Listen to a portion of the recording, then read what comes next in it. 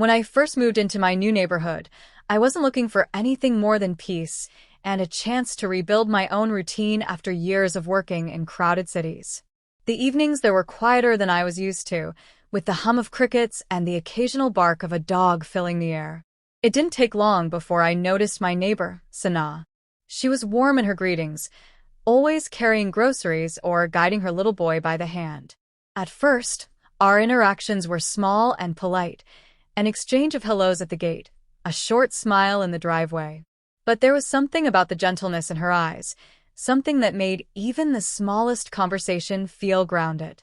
One evening, as I was locking my door after work, she called out from her porch. She asked if I had settled in well, and whether I was finding the neighborhood comfortable. I walked over, and before I realized it, we were sitting across from each other with cups of tea she insisted I accept. That simple act turned into a long conversation. She spoke about how she had been living there for some years, how she was raising her son mostly on her own after her marriage had ended. Her tone was casual, but I could hear in the pauses that the story wasn't an easy one. I didn't pry. I simply listened, nodding and offering comfort where it felt right. It was near the end of that conversation, as the sky turned dark, that she smiled in a way that caught me off guard. "You can come over every night if you ever feel lonely," she said softly, almost as if she regretted letting the words slip out.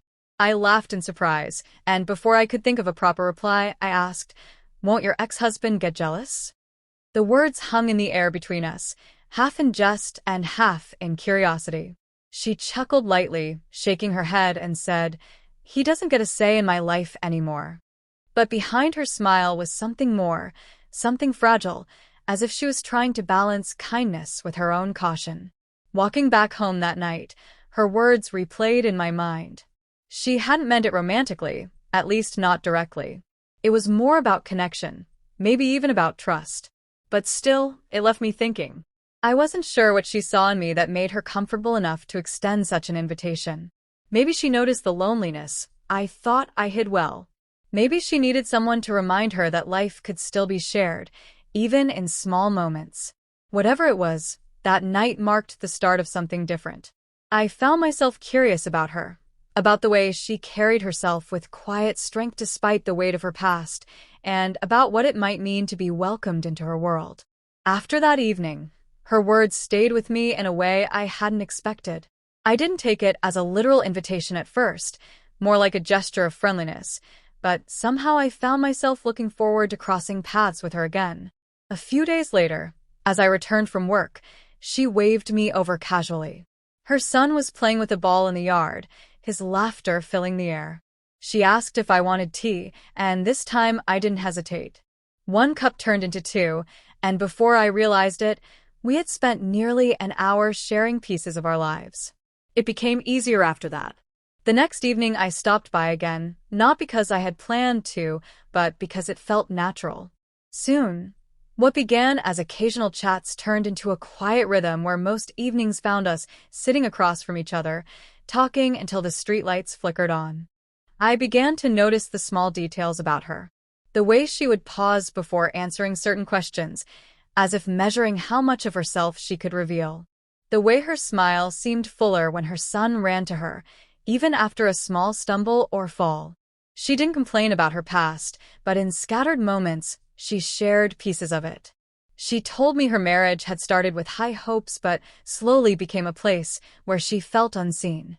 There were disagreements, long silences, and eventually complete disconnection. She didn't blame anyone outright, but it was clear the weight of those years had left a mark on her. I listened quietly, realizing that sometimes people just need a space where they can speak without judgment. As evenings went by, our conversations deepened. She asked about my life, my reasons for moving into the neighborhood, and what I was looking for in the future. I told her about the loneliness that had crept into my days, how I had wanted a place where I could breathe without constant noise or pressure. She listened the same way I had listened to her, and in that exchange there grew an unspoken trust. Her son began to greet me with ease, sometimes dragging his small toy cars toward me, asking me to race them with him. The bond didn't feel forced. It was the kind of connection that grew naturally when people simply showed up for each other. Of course, not everyone viewed it that way. A neighbor across the street began making casual remarks about how often I was seen at her house. Another time, as I walked to the shop, someone hinted that I seemed too comfortable spending evenings there. I tried not to let it bother me, but I knew Sanaa felt the weight of those stares. One night, as I was leaving, she sighed and said, "People will always talk, won't they?" I looked at her, unsure if she regretted our closeness, but she shook her head and added, "It doesn't matter. I know what's in my heart." That single line stayed with me. She was stronger than most people gave her credit for, yet she carried that strength quietly. She didn't seek pity or validation, only honesty and respect. The more time I spent around her, the more I understood how much courage it took for her to let someone into her evenings again. I wasn't trying to replace anything she had lost, and she never tried to make me. What grew between us wasn't about filling a gap, but about building something new, piece by piece, in the simplest of moments. It was during one of those steady weeks, when the rhythm of our evenings felt almost natural, that an unexpected shift happened. Sanaa's ex-husband came to visit his son on a Saturday morning. I hadn't planned on stopping by that day, but as I returned from the store, I saw him standing outside her house, his car parked by the curb. Her little boy was running toward him happily, and for a moment it seemed like a normal family scene. But then his eyes shifted toward me, and the expression on his face tightened. He didn't say anything at first, but the look carried more weight than words could. I nodded politely and continued home, though the unease stayed with me. Later that evening, Sanaa called to apologize. She said her ex had asked about me in a way that wasn't pleasant. He wanted to know why a neighbor was always around, why she seemed so comfortable letting someone else into her home. She admitted that his tone made her uncomfortable, as if she needed to justify the friendship we had built. I told her she didn't owe anyone explanations, least of all him, but I could tell it wasn't that simple. The presence of judgment, whether from him or from the neighborhood, carried a pressure she couldn't ignore. For a few days after that, she grew distant. The lights in her home would be off earlier, and even when I saw her outside, her greetings were short, almost guarded. I didn't want to intrude, so I gave her space, but the absence was heavier than I expected. I realized then how much her companionship had started to mean to me. It wasn't just about conversation or company. It was the comfort of being seen without having to explain myself. I missed the way her son would tug at my sleeve to show me his drawings, the way she would smile faintly when I shared stories about my own past. Without it, the evenings felt strangely hollow. When we finally spoke again, it was late in the week. She invited me over, but her tone was quieter than usual. Over tea, she admitted that she had pulled back because she was afraid of how things might look, afraid of being judged, afraid of making choices that could affect her son. Her honesty was raw, and for a moment I could see the battle she was fighting between her heart and the voices around her. I told her plainly that I wasn't there to complicate her life, that I wasn't trying to replace anyone or push her towards something she wasn't ready for. I was simply there because I valued who she was and the peace I found in her presence. Her eyes softened at that. She said she had been worried about repeating mistakes, about trusting too easily, about giving her heart space it wasn't ready to occupy. I reminded her that trust doesn't come all at once, that it's something built slowly, step by step, in the small ways people show up for each other. I told her she didn't have to promise anything, that just sharing moments of honesty was enough. She stayed quiet for a long time after that, but in her silence there was a kind of relief, as if she had finally let herself breathe. That night didn't end with any big declarations, but something shifted. It was as though the invisible line that fear had drawn between us was slowly fading. She realized I wasn't there to take something from her, but to stand with her, even in uncertainty. And for me, the distance we had endured made it clear how much I cared, not in a way that demanded anything in return, but in a way that simply wanted to see her at peace. That was the moment our connection stopped being casual and began to carry the quiet weight of something deeper.